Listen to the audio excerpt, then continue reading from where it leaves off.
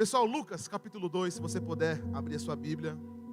Se você puder me emprestar alguns minutos da sua atenção. Desde quarta-feira eu estou num gripão assim, ó. Já percebeu, né? Se o André puder me dar um retorno. André, não estou ouvindo nada do lado esquerdo. Estou com pouca audição aqui. Estou bem. Se você ouvir um barulho aí, para mais, não se assuste. Estou bem gripadão. E aí eu passei para todo mundo lá em casa, passei para os vizinhos. É assim, onde Jesus chega, meu irmão, contamina. Amém? Vamos lá, bora. Lucas capítulo 2, vamos ficar de pé pela leitura da palavra. Lucas capítulo 2, versículo 41. Todos os anos, seus pais iam a Jerusalém para a festa da Páscoa. Quando ele completou 12 anos de idade, eles subiram à festa conforme o costume. Versículo 43. Terminado a festa, voltando seus pais para casa, o menino Jesus ficou em Jerusalém, sem que eles percebessem. Versículo 44. Pensando que ele estava entre os companheiros de viagem, caminharam o dia inteiro. Todos começaram a procurá-lo entre os seus parentes e conhecidos. Não o encontrando, voltaram a Jerusalém para procurá-lo. Depois de 3 dias, aí você me pergunta, né? Jesus diz, olha, os pais esqueceram ele durante 3 dias. Depois de 3 dias encontraram Jesus no templo, sentado entre os mestres, ouvindo-os e fazendo-lhes perguntas. Versículo 47. Todos que o ouviam ficaram maravilhados com seu entendimento e com suas respostas. Quando seus pais o viram, ficaram perplexos. Sua mãe Maria disse: Filho, por que você fez isto? Seu pai e eu estávamos aflitos à sua procura. Versículo 49. Ele perguntou: por que vocês estavam me procurando? Não sabiam que eu deveria estar na casa de meu pai? Que resposta dura, né? Mas eles não compreenderam o que lhes dizia. Então foi com eles para Nazaré, e era-lhes obediente. Olha que bênção, né? Jesus era obediente aos pais. Sua mãe, porém, guardava todas essas coisas em seu coração. Jesus ia crescendo em sabedoria, estatura e graça diante de Deus e dos homens. Amém? Pode sentar no seu lugar. Antes de começar a palavra, eu quero agradecer ao bispo Maurício, né? Hoje ele está pregando lá em Videira. Então, a gente sabe que no domingo à noite, o púlpito e o microfone é do anjo da igreja. Então, ele deu para mim essa responsabilidade. Obrigado, bispo. Poxa, o bispo é um paizão, né? Olha, ele mesmo fala que, acho que, depois de mim só a Adriele, mas quem mais apanhou na vida dele sou eu mesmo. Quem levou mais bronca, puxão de orelha. Teve um dia que eu e a Adriele se pegou no louvor. Pastor Adriele aqui, você sabe quem é? Não conhece? Fica de pé aí, pastor Adriele. Ninguém te conhece, pô. Aí um dia a gente tretou no louvor, ele pegou a gente pelo colarinho, levou lá para trás da igreja. Meu Deus. Eu lembro que eu chorei. Desculpa, pastor. E aí, mas a gente entende que o tempo vai passando, a gente entende que toda repreensão é para o nosso crescimento, né? Então, poxa, o bispo é um paizão. Lucas capítulo 2 vai narrar uma história muito interessante. Por isso que o tema da minha mensagem hoje é: não perca a presença. Repita comigo: não perca a presença. Eles estão subindo para a Páscoa, como de costume todos os anos, eles precisavam chegar à Páscoa, né? Nazaré de Jerusalém é uma jornada de dias. Lembrando que o transporte na época era um transporte animal. Então, provavelmente levava de 3, 4, 5 dias. E a Bíblia diz que ano a ano, eles iam de Nazaré a Jerusalém. Por quê? Porque em Jerusalém, naquela época, ficava o templo, a igreja. Então, eles aproveitavam a Páscoa para oferecer as suas ofertas, para orar, para clamar ao Senhor. E a Bíblia diz que nesse tempo da Páscoa, depois que se encerra as comemorações, se encerra tudo, Maria e José se dão conta de que Jesus não está no meio dos companheiros viajantes. Eles percebem que Jesus não volta com eles. E queridos, eu quero falar hoje sobre algo que o mundo tem sufocado, que é sobre a Páscoa. Provavelmente você já deve ter pensado: pô, mas Páscoa não tem nada a ver com a data. Exatamente, porque a Páscoa do Senhor são todos os dias. Páscoa significa libertação. Então, queridos, hoje a Páscoa do Senhor é sufocada pela festa, pela comemoração. Muitas pessoas aproveitam o momento para viajar. Mas, meu irmão, se você entender que Páscoa não é comida, Páscoa não é viagem, Páscoa não é animal que coloca ovo de chocolate. Páscoa é unidade familiar, lembrando da libertação na cruz do Calvário. Amém? Faz sentido para você? Então, a Páscoa, ela foi enfraquecida, ela foi esquecida. Por isso que muitas pessoas hoje têm tido vários problemas, dentro da igreja, fora da igreja. Problemas familiares, porque esqueceram daquilo que é mais importante para o Senhor. Deixa eu fazer uma pergunta. Você sabia que no calendário judaico, semana passada se comemorou o dia do perdão? Alguém sabia disso? Poucas, 2, 3 pessoas. Isso mostra que nós desenvolvemos um desinteresse por aquilo que é do céu. Hoje nós somos governados por um calendário de 12 meses. Mas existe um outro calendário, que é o calendário de Jesus, o calendário judaico, aonde semana passada comemorou o novo ano deles lá. O novo ano através do perdão, onde tem as festas. Isso me faz lembrar algo, que nós estamos sendo sufocados pela cultura do mundo. Nós estamos sendo sufocados pelo cabelo colorido, pela mochila engraçada. Nós temos sido sufocados pela moda. Nós temos sido sufocados, meu irmão, por tantas coisas, pelo entretenimento. Nós estamos sendo sufocados em não trazer o filho para a igreja, mas trazer o filho para um evento. Faz sentido para você? Eu estava conversando agora com o Duda ali, diácono. Falei, muitos pais preferem levar o filho em uma festa do mundo com brinquedos e esquece que a verdadeira presença está através da palavra de Deus. Faz sentido para você? Então nós temos que entender uma coisa: o mundo tem sufocado você, pai, tem sufocado nós, pais, tem sufocado a igreja, colocando aquilo que não é de Deus no centro, e isso tem causado um enfraquecimento na juventude, isso tem causado um enfraquecimento, um entorpecimento numa geração inteira.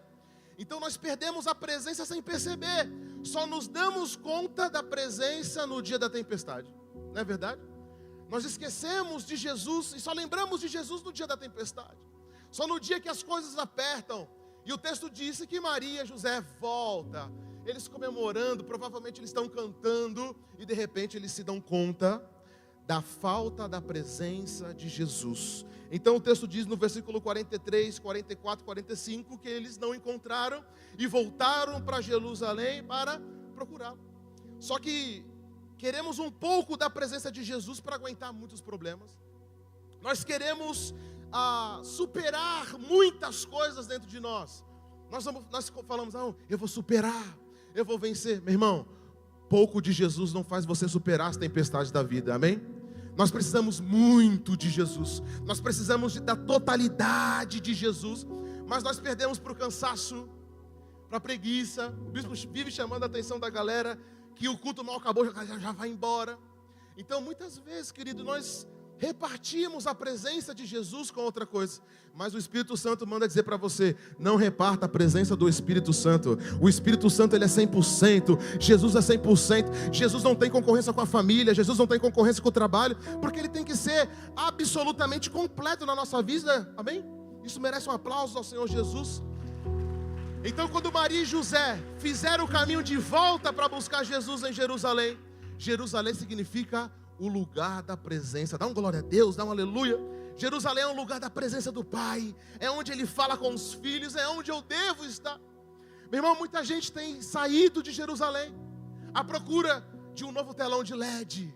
Muitas pessoas têm procurado outras coisas, mensagens agradáveis, louvores, músicas maravilhosas, uma acústica. Mas, meu irmão, em Jerusalém você não vai ter nada disso. Em Jerusalém você vai ter a presença do Pai, porque a presença do Pai, ela é suficiente para você. Então muita gente eu vou para a igreja mais moderna, eu vou vestir roupa mais moderna. Meu irmão, Jesus não vê essas coisas. Jerusalém é um lugar da casa do Pai. Deixa eu fazer uma pergunta: a sua casa tem sido um pedaço de Jerusalém? A sua casa tem sido um pedaço de Jerusalém? O seu relacionamento tem sido um pedaço de Jerusalém? O seu casamento tem sido Jerusalém? Será que o nosso casamento tem sido Jerusalém? ou tem sido o Hades? Será que o nosso casamento tem sido derramado o óleo da presença de Jesus? Ou será que o nosso casamento é o inferno? Será que dentro da nossa casa nós colocamos Jerusalém? Fala assim, a minha casa é Jerusalém, é lugar da casa do Pai, é lugar da presença do Pai. Então Maria e José ficaram apavorados. E a Bíblia diz que eles retornaram à casa do Pai. Meu irmão, deixa eu falar para você. Não espere a tempestade para voltar para a casa do Pai. Se você veio aqui hoje é o dia de voltar para a casa do Pai. Hoje é o dia de voltar para Jerusalém. Porque é somente em Jerusalém que você vai ter pão, você vai ter vinho, você vai ter presença, você vai ter a Shekinah do Senhor. E qual que é o nosso problema? Um convite é capaz de levar uma pessoa a perder tudo aquilo que o céu já tinha declarado na vida dela. Eu vi muitas pessoas que foram rodeadas por um convite, por uma mensagem, e perde tudo aquilo, pastor Jolei, que Deus já tinha feito. Quando volta, tem que trabalhar novamente, porque o reino de Deus é conquistado através da força, da dedicação. O reino de Deus não é conquistado a não ser pela força, pela fé, em falar, eu tenho uma fé inabalável, amém? Versículo 46 diz que depois de 3 dias, encontraram Jesus no templo. Jesus não estava numa piscina de bolinha. Para um menino de 12 anos, Jesus não estava brincando de boneco.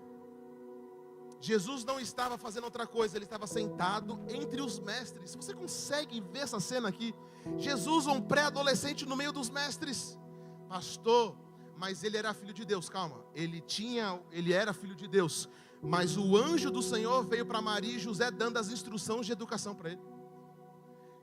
Desde pequeno o anjo já tinha instruído Maria e José. Ele é um menino de destaque, vocês não podem fazer dele qualquer criança. Ele tem que se alimentar da palavra de Deus, ele tem que ouvir a palavra de Deus. Isso é uma correção para eu que tenho um filho, para você que tem filho. O nosso filho tem que se alimentar da palavra de Deus, amém? O nosso filho tem que receber a educação cristã, amém? Então ele estava ouvindo e fazendo perguntas. Meu Deus! Todos os que ouviu ficaram maravilhados com o seu entendimento e com suas respostas. Deixa eu falar para você. A limpeza que nós precisamos vem pela consciência. Ele está sentado. Então Jesus estava com os doutores, com os leigos. Todos ouviam, ficaram admirados. Mas tenho certeza que enquanto Jesus falava, da boca dele saía conforto, da boca dele saía cura. Desde pequeno Jesus sabia, eu fui chamado para curar, eu fui chamado para consolar, eu fui chamado para libertar os cativos, eu fui chamado, meu irmão, deixa eu falar para você, você tem um chamado desde pequeno, só você não sabe qual é o chamado que você tem. Nós temos um chamado que arde dentro da gente. Deus tem um chamado dentro de você, Deus tem um chamado dentro do seu coração, Deus tem um chamado nas nossas mãos, a gente fica esperando os outros. Deixa eu falar para você, queridos, vai chegar um momento que você vai ter que levantar a sua mão e da sua mão vai ter que sair fogo, da sua boca vai sair fogo, da sua língua vai sair fogo do Espírito Santo. Deus vai colocar, Deus vai espremer, Deus vai colocar você para espremer com azeite, até você entender que Deus chamou você para libertar os cativos, para ser um pregador do Evangelho da graça, do amor e da restauração do Senhor Jesus. Então, ele estava sentado, enquanto Jesus falava, os doutores ficaram apavorados com aquele menino, o quanto ele fazia, o quanto ele falava. Por isso que Jesus fala aos corações feridos. Dá um amém, dá um amém. Jesus fala aos corações magoados, Jesus fala aos corações entristecidos, Jesus alegra, Jesus restaura, Ele traz cura emocional, principalmente Ele desperta o desejo de permanecer ouvindo Ele. A Bíblia não diz, mas com os detalhes, mas os mestres ouviam, e quanto mais ele falava, mais sede eu tinha. Meu irmão, deixa eu falar para você, a sede do Espírito Santo não vem de um evento. A sede pelo Espírito Santo não vem pelo culto, pastor Wagner. A sede pelo Espírito Santo vem pela constância. Dá uma glória a Deus, dá uma glória a Deus. Quanto mais de Jesus você bebe, mais de Jesus você vai ter sede. Quanto mais de Jesus você come, mais de Jesus você vai ter fome. Quanto mais de Jesus você coloca para dentro da sua casa, mais a sua casa recebe a unção do Espírito Santo de Deus. Porque quanto mais você ouve de Jesus, quanto mais você come de Jesus, mais você quer ser cheio de Jesus. Dá uma glória a Deus, aplauda o Senhor Jesus por isso. Por isso que é tempo de arrependimento, é tempo de rasgar as roupas, é tempo de rasgar o coração e falar: Jesus, eu quero comer mais de Ti. A Bíblia deixa uma promessa: do nosso interior fluirão águas Meu irmão, da sua boca não sai besteira, da sua boca não sai pornografia, da sua boca não sai fofoca. Quanto mais de Jesus eu bebo, mais a minha vida é mais fonte. Deixa eu falar para você, será que a tua vida tem sido fonte de águas vivas para outras pessoas que estão morrendo de sede? Será que a minha língua tem trazido bênção e salvação para a vida de outras pessoas? Porque Jesus disse assim, ó: aqueles que chegam até mim, eu vos encherei. Eita, dá um glória a Deus, meu irmão. É tempo de arrependimento. É tempo da gente falar assim: Jesus, me perdoa, porque eu coloquei para dentro de mim água suja. Mas Deus hoje vai abrir as comportas do céu e derramar água viva sobre a sua história, amém? E olha que interessante que no período da Páscoa, em Jerusalém, eles têm uma cultura muito interessante, que quando chega a Páscoa, tanto as crianças, os pais, avós, quem estiver vivo, eles têm uma cultura de fazer uma limpeza na casa minuciosamente, a ponto de colocar as lanternas no canto da casa, para verificar se não há algum tipo de sujeira, um objeto esquecido na Páscoa. Por quê? Porque eles entendem que se não faz bem para eles, não vai fazer bem para outras pessoas. Páscoa, eles lembram daquilo que foi feito lá no Egito. Eles eram escravos, eles não, nós também, porque nós somos o Israel de Deus. Nós éramos escravos no Egito, comíamos bolotas daquilo que o faraó dava. Olha só que interessante, você antes de Jesus comia aquilo que o diabo dava, você vivia por aquilo que o diabo dava. Mas houve um dia que Deus clamou, o povo clamou: precisamos de libertação. Deus envia o libertador, Moisés. E pela mão de Moisés aquele povo é salvo. Por isso que nós estamos aqui hoje. Porque existia alguém que se colocou na brecha e falou assim: Senhor, pode me usar. Porque se o Senhor me usar, eu posso ir à frente. Deus está chamando Moisés aqui hoje. Cadê o Moisés? Cadê o Moisés nos jovens? Deus precisa levantar novos Moisés. Fala assim: Senhor, eu quero ir à frente. A minha casa vai ser liberta através da minha vida. Senhor, aquela empresa vai ser transformada através da minha vida. Deus está chamando Moisés hoje. Deus está procurando novos Moisés. Fala assim: Senhor, me usa. Porque quando o Senhor me usa, é certeza de bênção. Deus está chamando novos Moisés hoje, queridos. Por isso que no tempo da Páscoa havia lixo. E não só eles limpavam a casa, mas eles se colocavam diante da sala. E eles colocavam na mesa mágoas, feridas emocionais. Eles colocavam tudo na mesa. Por quê? Na mesa o Espírito Santo cura. Dá uma glória a Deus. Às vezes, meu irmão, você não precisa de um confessionário. Às vezes você não precisa de aconselhamento. Você precisa colocar na mesa e falar: Espírito Santo, essa podridão está matando o meu coração. Essa podridão está matando a história da minha família. Senhor, essa podridão está matando os sonhos que o Senhor já trouxe para mim antes da fundação do mundo. Então eles colocavam. Por quê? Quando nós falamos, o Espírito Santo entra trazendo cura. Faz sentido para você? Confessai os pecados uns aos outros. Porque quando nós confessamos o nosso pecado, a cura, a libertação, a palavra é luz, a palavra sonda. Você concorda comigo? Davi disse que a palavra é luz para os nossos pés, luz para os nossos caminhos. A palavra é luz, meu irmão. Quando nós estamos tateando no escuro, nós não sabemos para onde ir. Abra sua Bíblia, que Deus vai derramar luz na sua vida. É algo interessante, porque muitas pessoas fazem da Bíblia amuleto. A gente fala assim: cara, quando tu estiver passando na provação, abre a Bíblia. E as pessoas, elas não têm noção. Elas acham que abrir a Bíblia em uma página. Não. Bíblia foi feito para compreender, e estudar e aplicar. A palavra de Deus não foi feita para ser amuleto. Ela foi feita para ser aplicada, estudada. Bíblia não se lê um versículo por dia, um capítulo por dia. A Bíblia se come diariamente capítulos e livros. Por isso que muita gente não consegue ter uma vida de constância na palavra de Deus. Por quê? Leu 3 versículos. Ai, que sono, minha vista. Se identifica? Levanta a mão. Levanta a mão. Cadê os corajosos? Levanta a mão. Eu também de vez em quando assim, meu irmão. Olha lá, tinha que ser um corintiano, né? Corintiano não gosta de ler Bíblia, por isso que está daquele jeito. Então nós sentimos fadiga. Por quê? Nós precisamos se alimentar da palavra de Deus com continuação, paulatinamente. Por quê? quando nós abrimos a palavra de Deus, aquilo que está dentro da palavra de Deus começa a entrar, começa a limpar. Meu irmão, é como se fosse uma limpeza do motor, parceiro. Você vai limpando o seu coração, você vai tirando as mágoas, as sujeiras. Isso é a Páscoa do Senhor Jesus. Quando Jesus entra em contato com a sujeira, Ele queima pelo Espírito Santo, Ele lava pela água da palavra. É isso. Só isso? É isso. Qual que é o novo código? É isso. Qual que é o novo drive? É a palavra de Deus, querido. Quando a água entra em contato com a sequidão, aonde existia a terra seca começa a frutificar. Eita, dá uma glória a Deus aqui. Aonde há o coração duro, a palavra de Deus cai, a água do Senhor Jesus cai, começa a florescer. Ai, pastor, a minha esposa tem um coração duro, falta a palavra do Senhor. O meu esposo tem um coração duro, falta a água do Senhor. Eu sou cabeça dura, falta a água do Senhor no solo. Por isso que existem alguns níveis de sujeira. Vamos lá, 41. Então todos os anos seus pais iam a Jerusalém para a festa da Páscoa. Deixa eu falar para você, essa mensagem é para você. Existe alguém antes da Páscoa e existe um outro alguém depois da Páscoa. Cadê o povo depois da Páscoa? Cadê o povo depois da cruz? Cadê? Existe um povo depois da cruz, porque aqueles que passaram pela cruz, meu irmão, não tem a sua vida mais como o mesmo. Porque o lugar da cruz é um lugar que crucifica a nossa vontade. O lugar da cruz é que crucifica os meus desejos. A cruz crucifica e anula as minhas vontades. Porque na cruz, quem governa é quem foi pendurado e quem ressuscitou. Por isso que na hora que Maria percebe a falta de Jesus, ela não dá chilique. Ela não fala palavrão. Ela não sai, você não vai ver. José, seu burro, seu cabeça dura, o que está fazendo? José estava no Instagram, José.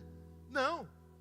A mãe percebeu a ausência do filho. Deixa eu falar para você. Jesus não era só o filho de Maria. Jesus era a promessa que Deus tinha feito a Maria. Meu irmão, deixa eu falar para você. Quando Deus fez uma promessa a você, ela vai continuar viva. Por isso que hoje não é tempo de fazer promessa, hoje é tempo de tirar a promessa do papel e começar a vivê-la. Dá uma glória a Deus aqui. Então 51 diz que então eles foram para Nazaré. E eles voltaram para Jerusalém. A Bíblia diz que Jesus ele era obediente à sua mãe. Porém Maria guardava todas essas coisas. A Bíblia não está dizendo que Maria era rancorosa. Ah, Jesus, tu vai me pagar. Quando tu crescer, eu vou fazer isso com você. Não, ela guardava.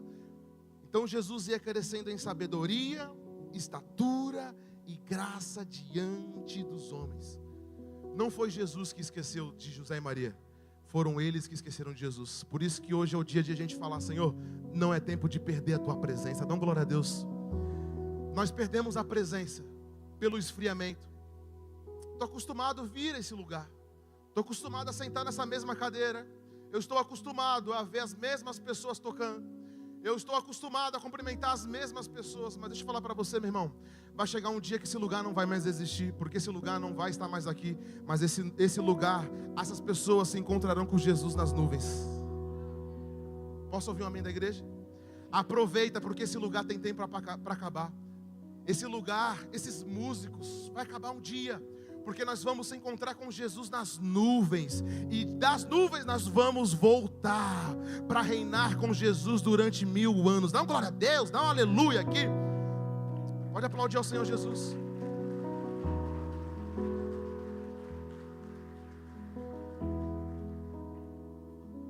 Romanos capítulo 5, versículo 17. Se pela transgressão de um só a morte reinou por meio dele, muito mais aqueles que recebem de Deus a imensa provisão da graça. Dá um amém? E a dádiva da justiça reinarão em vida por meio de um único homem. Quem é esse homem? Jesus Cristo. Vou ler de novo. Se pela transgressão de um só homem, quem foi esse homem? Adão. Por causa da desobediência de Adão, deixa eu falar para você, existia o reino de Deus na terra. O reino de Deus na terra, ele era liderado por Adão e Eva. Existia um reino aqui. O reino habitava no jardim. Então Deus falou, a partir de hoje, o homem tem a chave da terra, a chave do céu. A Bíblia diz que Deus trouxe todos os animais da terra e falou para Adão dar o nome. Adão, que animal é esse? Vaca. Adão, que animal é esse? Boi. Adão, que animal é esse? Cavalo. Então a Bíblia diz que Adão foi nomeando, porque era dele a chave do governo. Mas um dia, Eva e Adão foram seduzidos pela vontade de serem Deus. Pecaram, desobedeceram ao Senhor e Deus tirou o reino dele da terra. Removeu o reino de Deus. E agora em diante a terra virou pura calamidade. Babilônia, guerra, pai abusando de filho, filho abusando de pai. E nós chegamos a esse momento aqui. O reino de Deus ainda não está na terra. Perguntaram para Jesus, Jesus, quando falarem do teu reino, o meu reino não está aqui, não está acolá, mas o reino de Deus ainda está na fase inicial dentro de vocês. Por isso que quando vocês ouvirem, Jesus voltou ali, Jesus voltou cá, não dêem ouvidos, porque quando Jesus voltar, todos os olhos enxergarão ele voltar. Então hoje, nós não temos o reino de Deus na terra, mas haverá um dia, dá uma glória a Deus, dá uma glória a Deus, haverá um dia que o reino de Deus se manifestará na terra por meio de Jesus lá de Jerusalém. E todos os governos da terra serão submissos ao governo de Jesus. E nós estaremos com Jesus dentro do reino. Por isso que, se pela transgressão de um só homem a morte reinou por meio dele, o que a Bíblia quer dizer? Todos nós morremos hoje. Alguns com 30 anos, 50, 89, não importa, todos nós ainda perdemos para a morte, porque nós não sabemos como virá, de que forma virá e no horário que ela virá, nós não sabemos. Mas aqueles que recebem de Deus a imensa provisão da graça, eu fico arrepiado com essa mensagem, e a dádiva da justiça, reinarão por meio de um único homem. Deixa eu falar para você, Adão foi desobediente, Adão errou, mas por meio de Jesus, Jesus consertou todo o caminho que te afastava de Deus. Jesus falou, enquanto Adão errou, eu sou o último Adão, eu sou perfeito, eu consertei o caminho. Meu irmão, deixa eu falar para você, Jesus consertou o caminho, o teu caminho ele consertou, o seu caminho foi pontilhado novamente ao céu, você pode ir até o céu. A Bíblia diz que nós clamamos ao trono da graça, nós podemos chegar ao trono da graça, e lá terá favor, lá terá luz, lá terá provisão. Por quê? Porque Jesus refez o caminho até Pai. Só que deixou um detalhe, reinarão em vida. Talvez você vai pensar, pastor, mas nós vamos reinar só na eternidade. Não, a promessa, nós vamos reinar enquanto nós estivermos vivos. Dá uma glória a Deus, querido. E a Bíblia diz também que não existe só as bênçãos aqui. Por isso que eu quero falar pelo menos de 3 bênçãos que nós vamos usufruir em vida. Posso ouvir um amém? Primeira está lá em Deuteronômio capítulo 17, versículo 17. Olha que texto maravilhoso. Deuteronômio 17, 17. Não digam, pois, em seu coração, a minha capacidade e a força das minhas mãos juntaram para mim toda esta riqueza. Versículo 18. Mas lembre-se do Senhor, do seu Deus, pois é Ele quem lhes dá capacidade de produzir riqueza. Posso ouvir um amém da igreja? Confirmando a aliança que jurou aos seus antepassados, conforme hoje se vê. A Bíblia diz que nós reinaremos em vida. Reinar em vida não é só você ter saúde, você estar certinho com Deus. Não, reinar em vida tem sinais. Reinar em vida é notório. Reinar em vida é aplicação fácil. E uma das primeiras bênçãos que dá para nós reinar em vida é o dom de adquirir riquezas. Dá uma glória a Deus aqui, pelo amor de Jesus.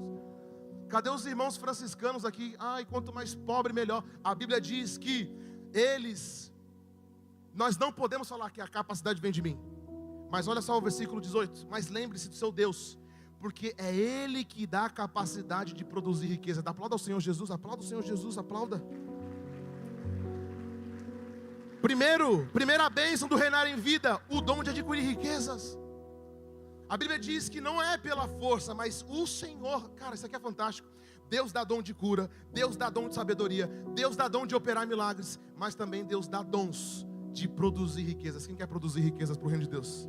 Ó, meia dúzia, Deus vai derramar sobre vocês uma sabedoria tal, que virá riquezas sobre a vida de vocês, porque gerar riqueza é um sinal que eu estou reinando em vida. A Bíblia, será que o reinar em vida é pedir? A Bíblia diz que reinar em vida é dar. Um dos fatores principais do reinar em vida é entregar, ser generoso. Quem pode ajudar? Eu sou o primeiro aqui. E vai. Por quê? A Bíblia diz que é melhor dar do que... Isso é um princípio do reino. A Bíblia diz que dar é um princípio do reino. Tomar não é princípio do reino, porque o princípio do reino é: quanto mais eu tenho, mais eu dou, porque Jesus continua enchendo, e é um princípio que não para de crescer. Por isso que o reino de Deus Deus vai trazer sabedoria para você produzir riqueza. Alguém recebe? Alguém recebe essa palavra? Eclesiastes 3:13 diz assim: descobri também que poder comer, beber e ser recompensado pelo seu trabalho é um presente de Deus. Quando tem um jogo de futebol do meu time, não vai bem, mas não importa. Eu gosto de comprar um amendoim, né, pastor Jolê? Eu gosto de comprar um refrigerante. Eu sei que o desgraçado vai perder, mas não importa, porque eu lembro desse texto. Eu descobri que comer, beber e ser recompensado também faz parte do reino de Deus. Como assim, pastor? Aquele que come e bebe, ele entende que é recompensado pelo seu trabalho, porque o reino de Deus o abençoou. Aplauda o Senhor Jesus por isso aqui. Minha irmã, deixa o seu marido sentado no sofá lá, pelo amor de Deus. Dá 8 horas da noite, o marido está estirado, deixa. Ele está usufruindo do seu trabalho. Marido, dá o cartão de crédito. Por quê? Porque ela está usufruindo do seu trabalho. Amém? Terceira bênção, rápido, Gênesis 26:11. E aqui eu vou reencerrar, para a gente caminhar para a nossa oração. Gênesis 26 vai tratar da história de Isaac. Isaac casou. Meu irmão, Isaac, deixa eu contar para você. Isaac foi um cara meio enganado, assim. Por quê? Ele queria casar com uma mulher, deram outra para ele. O sogro, lazarento, mentiroso, trapaceiro, enganou. O sogro, Jesus converte o sogro para Jesus. O sogro olhou para Isaac e falou: pô, esse rapaz é trabalhador, eu vou explorar. Explorou ele 7 anos, mais 7. Até um dia que ele colocou o ponto final, ele falou: chega, não vou ser mais explorado. Versículo 11, Abimeleque ordenou a todo o povo: quem tocar neste homem e sua mulher certamente morrerá. Olha o que o texto 12, versículo 12 diz: Isaac formou lavoura naquela terra, e no mesmo ano colheu a 100 por 1, porque o Senhor o abençoou. O homem enriqueceu, e a sua riqueza continuou a aumentar, até que ficou riquíssimo. Versículo 14, ele possuía tantos rebanhos e servos, que os filisteus invejavam. A terceira bênção: você pode começar janeiro pobre, mas vai terminar dezembro rico. Dá uma glória a Deus aqui. O teu janeiro pode ser pobre, mas o teu dezembro vai ser rico. Isaac começou o ano pobre, explorado, sem nada. A Bíblia diz que no final do ano ele tinha 100, 200, 300 vezes a mais do que ele começou o ano. Deixa eu falar para você, meu irmão, dezembro ainda não acabou. O final do ano está chegando aí, o ano não acabou. Deus vai trazer muita ceifa para você colher ainda. Você crê nisso aqui? Então, o final do ano será melhor do que o início. Alguém pode dar uma glória a Deus aqui? Alguém recebe essa promessa aqui? Alguém recebe essa palavra? Então, janeiro pode ser pobre, mas dezembro vai se tornar rico. Alguém dá uma glória a Deus aqui? Eu não ia falar mais uma, mas eu vou ler outra promessa aqui para quem reina em vida. Provérbios 13:22. Esse aqui é muito bom. O homem bom deixa herança para os filhos de seus filhos. Aqui, ó. Mas a riqueza do pecador é armazenada para o justo. Você não entendeu isso aqui? Pastor Wagner, alguém está juntando riqueza para você. Alguém, o ímpio, está juntando riqueza que o seu filho vai colher. Cara, isso aqui é fantástico. Existe alguém obstinado em ganhar dinheiro no mundo, querendo montar, comprar, mas Deus vai tirar dele para dar para você. porque você é filho. O mundo produz riqueza, mas não vive a riqueza. Deus tira do ímpio e dá para o justo. Dá uma glória a Deus. Que coisa maravilhosa. O homem bom deixa a herança para os seus filhos, mas a riqueza do pecador é armazenada para o justo. Deixa eu falar para você. Às vezes você está chorando, desesperado, querendo comprar algo, financiar algo. Meu irmão, para de fazer isso, porque alguém já comprou para você e no tempo certo Deus vai transferir para você. No tempo certo, o céu vai transferir para você. Como pastor? Pela sua obediência. Quanto mais você é obediente ao reino de Deus, a sua justiça e todas essas coisas vos serão acrescentadas. Que coisas? Riqueza, prosperidade, abundância. Meu irmão, a Bíblia diz que para aqueles que estão vivendo o reino de Deus, a riqueza do ímpio é minha. Você entende isso aqui? Por isso que o reino de Deus é de ponta cabeça. O reino de Deus não é você juntando riqueza, é alguém dando riqueza para você continuar mantendo o reino de Deus. Deus vai levantar novos mantenedores para alimentar o reino de Deus. Amém, amém, amém, amém. Por último, João 2:11. E esse sinal miraculoso em Caná da Galileia. Aline, me perdoa, eu combinei contigo uma coisa, não estou honrando, mas eu sei que você é muito boa nisso, amém? Esse sinal miraculoso em Caná da Galileia foi o primeiro que Jesus realizou. Revelou assim a sua glória, e os seus discípulos creram nele. Aqui eu vou encerrar. Jesus passou 30 anos escondido, Tiago. Jesus passou 30 anos no anonimato. Jesus passou 30 anos sem ninguém conhecer o que ele fazia. A Bíblia diz que ele ia crescendo em graça, em estatura, em sabedoria. Mas ele não operava milagre. Ele era só o filho do José carpinteiro, da Maria lavadora, nada mais. Só que chegou um dia que a chave virou na vida dele, onde Deus falou: Jesus, é tempo de você sair do anonimato e proclamar o meu reino. Deixa eu falar para você. Você hoje pode estar esquecido no anonimato, os seus dons enterrados, mas Deus chama você hoje. É tempo de você sair da caverna. É tempo de você desenterrar o dom que Deus te deu. Deus está chamando você hoje para ser um agente de milagres na sua casa. Deus está chamando alguém hoje para ser agente de milagre no seu ambiente de trabalho. Deus não quer você sendo mais um lá. Deus está chamando você para você ser o Moisés, que aonde pisar, aonde a vara tocar, o mar se abre, as pragas são expulsas, a unção do Espírito Santo ali, o espírito da morte vai embora. Então, a Bíblia diz que chegou um momento que Jesus realizou. Às vezes a gente fica afobado. Senhor, me usa, Senhor, me usa, me usa, me usa. Meu irmão, enquanto você orar, Senhor, me usa, querendo se aparecer, Deus não vai levar o seu nome aonde tem que ser vivido. Mas no momento que você se colocar diante da vontade do Pai, os céus inteiros se abrirão para você. Você dá uma glória a Deus aqui, aleluia. Eu quero orar pela sua vida, fica de pé em nome de Jesus.